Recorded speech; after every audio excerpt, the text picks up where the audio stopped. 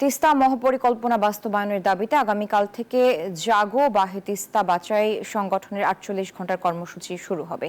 রংপুরের তিস্তা রেলওয়ে সেতু সংলগ্ন চরে সোমবার সকাল ১১টার দিকে কর্মসূচির উদ্বোধন করবেন বিএনপির মহাসচিব মির্জা ফখরুল ইসলাম আলমগীর। আর ১৮ ফেব্রুয়ারি সন্ধ্যায় সমাপনী কর্মসূচিতে ভার্চুয়ালি যুক্ত হবেন বিএনপির ভারপ্রাপ্ত চেয়ারম্যান তারেক রহমান।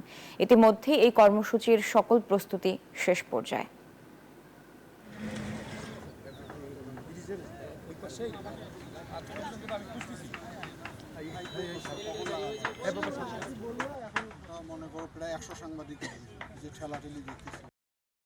আমাদের প্রস্তুতি প্রায় সম্পন্ন। আল্লাহর রহমতে আগামীকাল প্রত্যেকটা পয়েন্টে লক্ষাধিক লোকের সমাগম ঘটবে। আমরা ১১টি পয়েন্টে প্রায় ১০ লক্ষ লোকের আমরা চিন্তা ভাবনা করতেছি। এই লোকের অবস্থান নিয়ে আমরা এই দাবিকে বাস্তবে রূপ লাভ দেওয়ার চেষ্টা করতেছি ইনশাআল্লাহ।